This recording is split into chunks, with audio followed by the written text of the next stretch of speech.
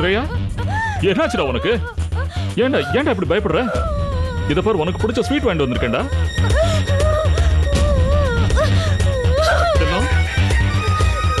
என்னாச்சுடா உனக்கு? என்னடா இப்படி பயப்படுற? அப்பாடா, வாய் தான் பேச முடியாது. புரிஞ்சுக்கிற சக்தி மாடா இல்ல உனக்கு. ஒரு வாரமா உன்னை பார்க்காம துடிச்சு போய் வந்திருக்கேன்டா. ஏன்டா இப்படி பண்ற? வா ப்ளீஸ், எங்கிட்ட வாம்மா. செல்லம், ஸ்ரேயா,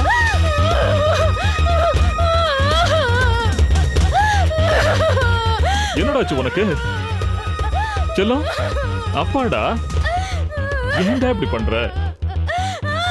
இங்க பாரு, இங்க பாரு, உனக்கு பிடிச்ச ஸ்வீட் வாங்கிட்டு வந்திருக்கேன்டா. இதை வாங்கிக்கடா நீ.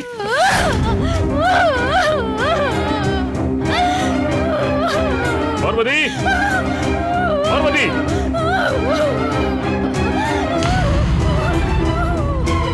என்னங்கய்யா?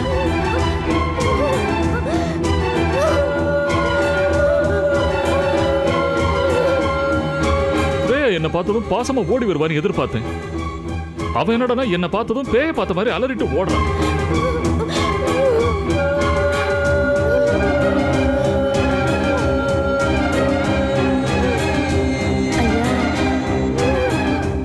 என்னங்கய்யா,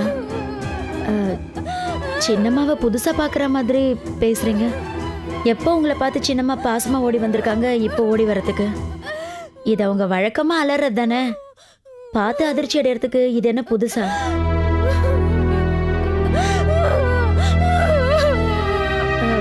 ஒரு வாரமா நீங்க குழந்தைய பார்க்கலல, அதனாலதான் உங்களுக்கு புதுசா தெரியுது, அவ்வளவுதான். இல்ல பார்வதி, ஸ்ரேயா முன்ன விட அதிகமா பயப்படுற மாதிரி தோணுது. எதுக்கு டாக்டர் கூட்டிட்டு போய் காட்டிடலாம்.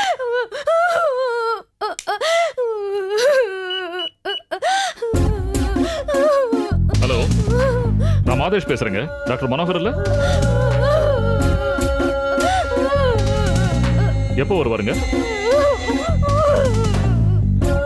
ஓகேங்க, நான் வந்ததை கான்டாக்ட் பண்ணிக்கிறேன். டாக்டர் டெல்லிக்கு போயிருக்காராம்.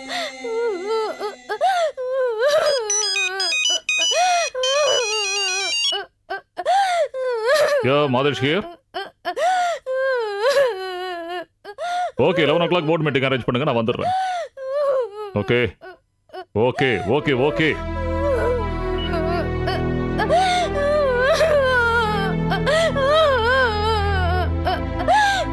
கொஞ்சம் பாத்துக்கு பார்வதி. சரிங்க.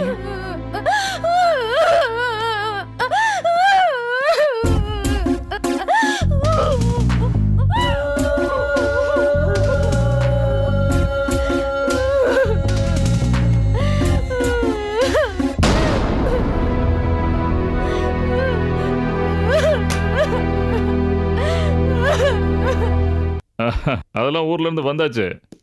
அதான் நாளைக்கு உங்க வேலையை பார்த்துலாம் சார்.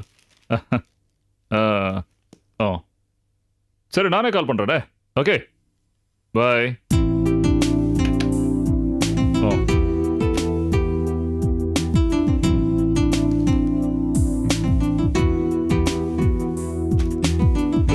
சார், நீங்க பாம்பே போயிருந்தப்ப உங்களை பார்க்கறதுக்காக நம்ம ஆபீஸுக்கு 5 குழந்தைங்க வந்திருந்தாங்க. அதுல ஒரு பையன் இப்போ மறுபடியும் வந்திருக்கான் சார். என்ன விஷயம் கேட்டீங்களா? கேட்டேன் சார். பர்சனல் விஷயம் உங்ககிட்ட தான் பேசணும்னு சொல்றான் சார். சரி, வர சொல்லுங்க. Okay sir.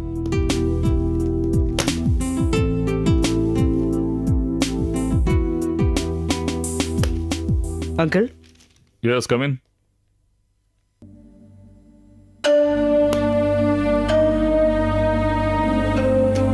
உட்காருப்பா. Thanks uncle. அது ஒரு 4-5 நாளைக்கு முன்னால என் பொண்ணு ஸ்ரேயா விஷயமா என்னை பார்க்க வந்தீங்களா? என் பேர் ராகவன் சொன்னாரு. நான் அப்ப பாம்பே போயிருந்தேன்.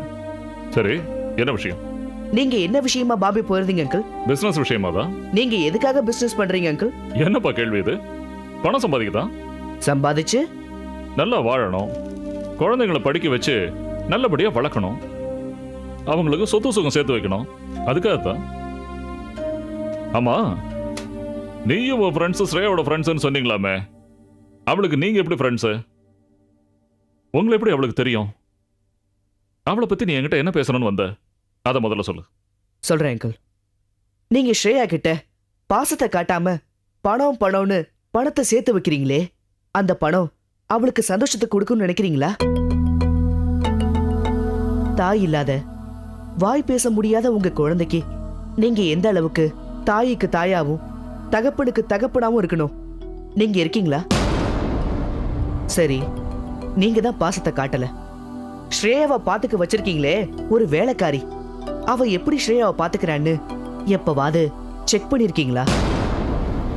ஸ்ரேயாவை சரியா கவனிக்காத உங்களை விட ஸ்ரேயா நிலைமைய கண்ணுல பார்க்க முடியாம இறந்து போன உங்க ஒய்ஃப் உங்களை விட எவ்வளவோ மேல் இல்லையா? Stop it, I say. என் குழந்தைய நான் எந்த அளவுக்கு பாத்துக்கிறேன், அவ மேல எந்த அளவுக்கு நான் பாசம் வச்சிருக்கேன்னு எனக்கு தான் தெரியும். அதை தெரிஞ்சுக்காம உன் பேரை கூட சொல்லாம ஏன் முன்னாடி வந்து உட்காந்து என்னைய குறை சொல்றியா? என்னோட பேரையும் ஊரையும் சொல்லாததால நான் சொல்றதெல்லாம் பொய்யாயிடுமா அங்கிள்? சரி, சொல்றேன் அங்கிள். என் பேரு மூசா. நானும் என்னோட குடும்பமும் உங்க வீட்டுக்கு பக்கத்துல இருக்கிற வக்கீல் வீட்டுக்கு புதுசா குடி வந்திருக்கோம்.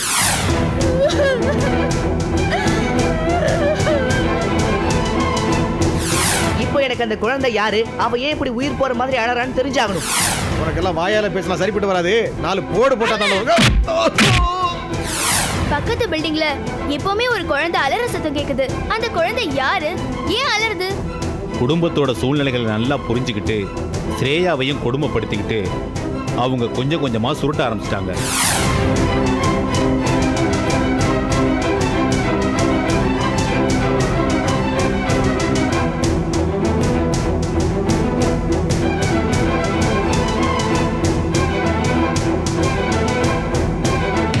இப்படிதான் சார், ஒவ்வொரு நாளும் நீங்க ஆபீஸ் வந்த பிறகு உங்க பொண்ணு ஸ்ரேயாவோட அலறல் சத்தம் கேக்குது.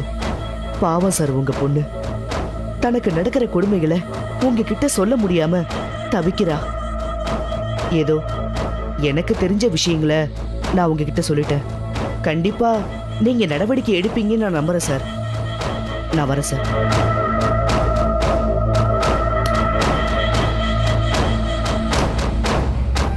இவ்வளவு நடந்திருக்கு, என்கிட்ட யார் எதுவுமே சொல்லலையே.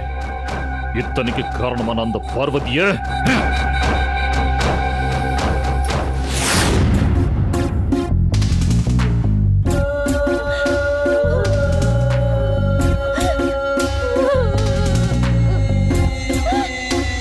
என்ன இன்னும் சாப்பிடலையா?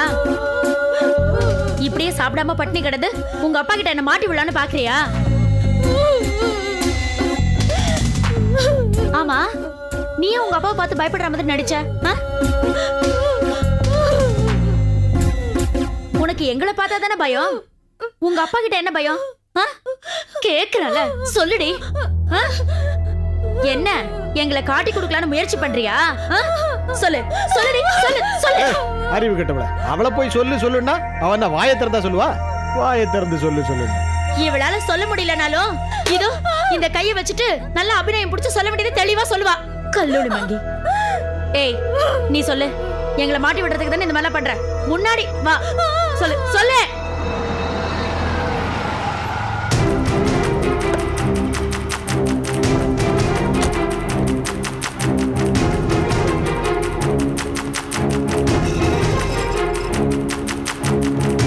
இங்க பாருடி, நீ என்ன பண்ணி என்ன நாடகம் போட்டாலும் பணம் பணம் அலைறானே உங்க அப்பன், அவனுக்கு நாங்க பண்ற கொடுமையும் நீ பாசம் பாசம் ஏங்கிறியே, அதையும் இந்த ஜென்மத்துல கண்டிப்பா புரிஞ்சுக்க முடியாது.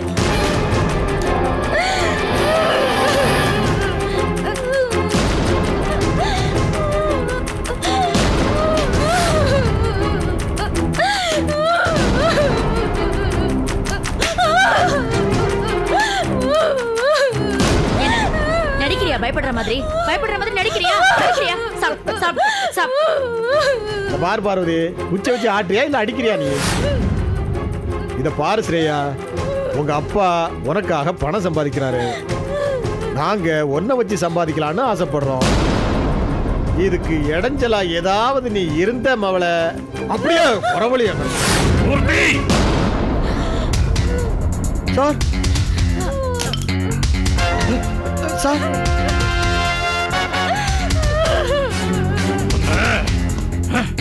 உன்னை இந்த பக்கமே வரக்கூடாதுன்னு எத்தனை தடவை சொல்லிருக்கேன்?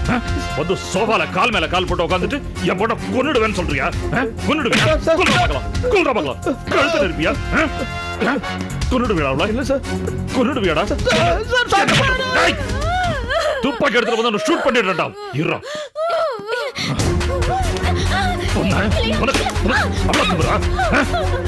எத்தனை தைரியம் இருந்தா என் பொண்ணை கையில அடிப்பேன்.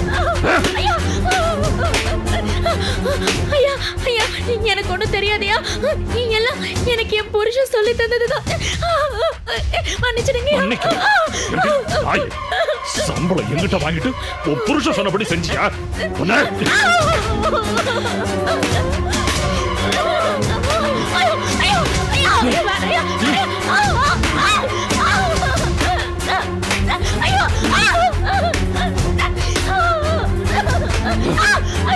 ஏண்டி உன்னை நம்பி விட்டதுக்கு என் குழந்தைய பாத்துக்கிற லட்சணம் தானா? சொல்லுடி. அந்த பையன் மூசா சொன்னதுல உண்மைதான் போல இருக்கு. இந்த சின்ன குழந்தைய வாய் பேச முடியாத பாவப்பட்ட ஜீவனை இந்த மாதிரி ஒரு குச்சியை வச்சு அடிச்சிருக்கேடி. நீல ஒரு பொம்பளையா?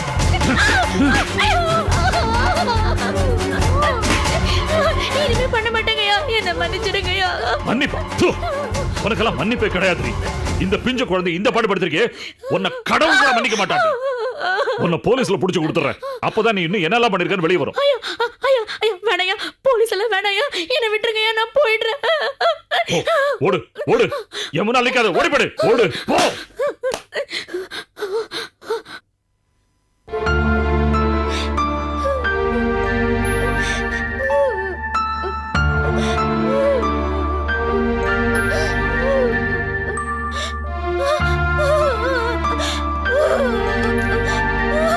ஸ்ரேயா, ஸ்ரேயா, அந்த சண்டாளி உன்னை இந்த பாடுபடுத்துவானு நான் கனவுல கூட நினைக்கலடா. என்ன மன்னிச்சிருமா ஸ்ரேயா, நான் மன்னிச்சிடுறா. ஸ்ரேயா, என்னோட ஒரே சொத்து நீதாண்டா. என்ன வெறுத்துறாதரா. அப்பா உன்னை விட்டு இனி எங்கேயும் போக மாட்டேன்டா. நான் உன் கூடவே இருக்கேன்டா. உன்னை நானே கவனிச்சுக்கிறேன்டா. வாடா வாடா. அப்ப அதை மன்னிப்பு கேட்டேன்ல, வாடா செல்லம். ஸ்ரேயா, ஸ்ரேயா, ஸ்ரேயா கண்ணு, என்னடாச்சு உனக்கு? ஸ்ரேயா, என்னடாச்சு உனக்கு? செல்லம், செல்லம்,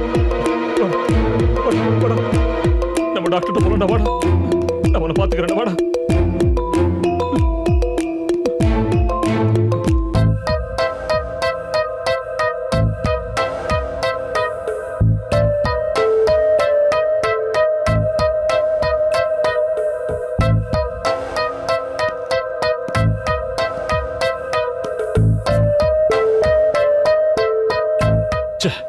நான் ஒரு மடையன். எவ்வளவு பெரிய தப்பு பண்ணிட்டேன். என் கண்ணு முன்னாலே அந்த சண்டாளி வேலைக்காரி ஸ்ரேயாவை அப்படி போட்டு அடிச்சாளே. நான் இல்லாதப்போ இன்னும் என்னெல்லாம் குடும்பப்படுத்திருப்பா. பாவம் ஸ்ரேயா ரொம்ப பயந்து போயிருக்கா. ஜுரம் கூட அதனாலதான் வந்திருக்குமா என்னமோ. உடம்பு குணமானா கூட அந்த பயம் அவளை விட்டு விலகுமான்னு தெரியலையே. மூசா மட்டும் வந்து சொல்லல, இன்னும் நான் என் குழந்தைய பத்தி கவலைப்பட்டிருக்கவே மாட்டேன்.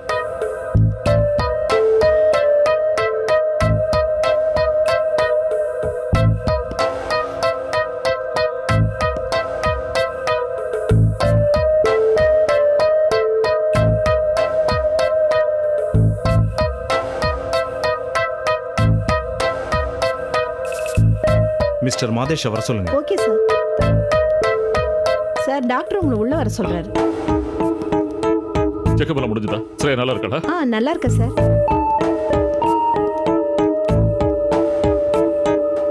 டாக்டர், ஸ்ரேயாவுக்கு பயப்பட முடியாதுவும் இல்லையே, குணமாயிடுவல்ல? உடம்பு குணமாயிடும். டாக்டர் என்ன சொல்றீங்க? உடம்பு குணமாயிடும்னா? மாதேஷ், உங்க ஃபேமிலியை பத்தி நல்லா தெரிஞ்சவங்கிற முறையில் கேட்குறேன்.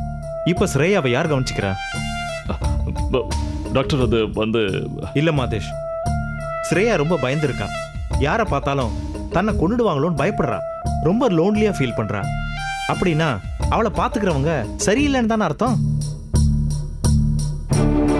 மாதேஷ், நீங்க ஏதாவது குழந்தைய மிரட்டினீங்களா? இல்ல டாக்டர். ஆக்சுவலா என்ன நடந்ததுன்னா, ஸ்ரேயா கவனிச்சுக்க எனக்கு நேரம் இல்லைனால பார்வதின்னு ஒரு வேலைக்காரியை ஸ்ரேயாவை பார்த்துக்கிறதுக்கு வேலைக்கு வச்சிருந்தேன்.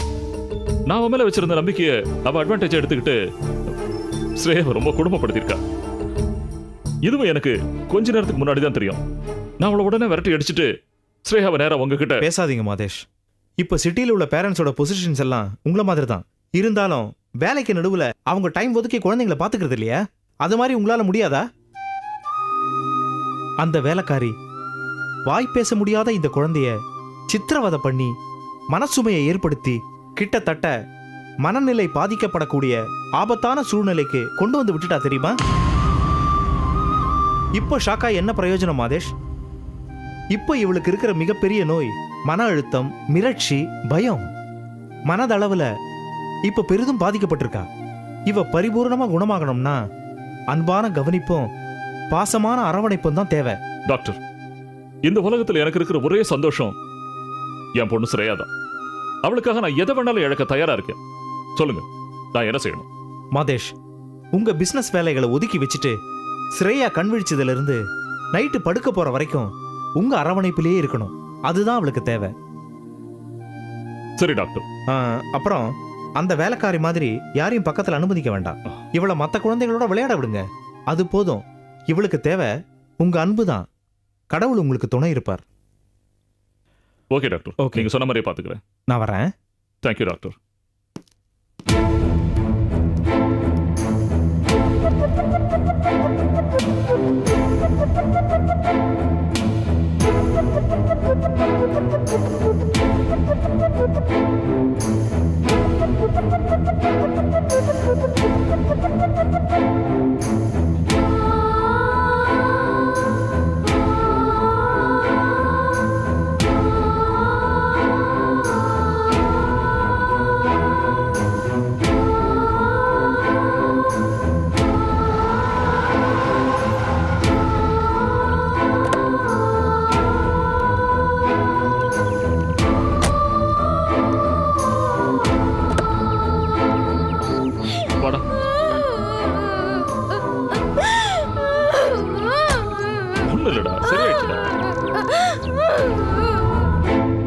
ஸ்ரேயா,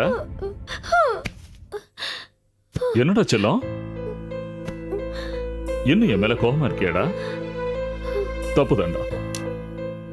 வேலைக்கார கழுதையை நம்பி உன்னை ஒப்படைச்சிட்டு நான் பிசினஸ் அலைஞ்சது எல்லாமே தப்புதான்டா.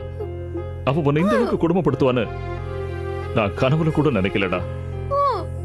அவ உன்னை இன்னும் எப்படி எல்லாம் குடும்பப்படுத்தினாலும் வாய் பேச முடியாத நீ இன்னும் எத்தனை கஷ்டத்தை மனசுக்குள்ள போட்டு பூட்டி வச்சிருக்கியோ. நீ ஜாட பண்ணும் போதெல்லாம் ஏதோ சொல்ல வர நினைப்பேன்.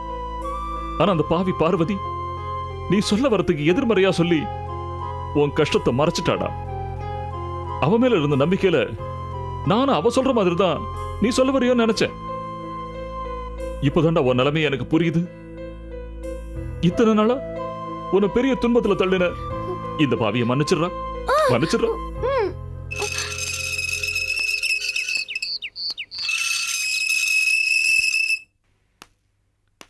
ஸ்ரேயா, இனிமே உன்னை விட்டு நான் எங்கேயும் போக மாட்டேன். உன்னை கஷ்டப்பட வச்சுட்டு நான் சம்பாதிக்க போய் யாருக்காக சேர்த்து வைக்க போறேன்? இருக்கிற பணங்காசெல்லாம் போதும். உன்னை விட எனக்கு சொத்து சுகம் எதுவும் பெருசு இல்லடா. நீ சந்தோஷமா இருந்தா அதுவே எனக்கு போதும். அதான்டா எனக்கு மிகப்பெரிய நிம்மதி.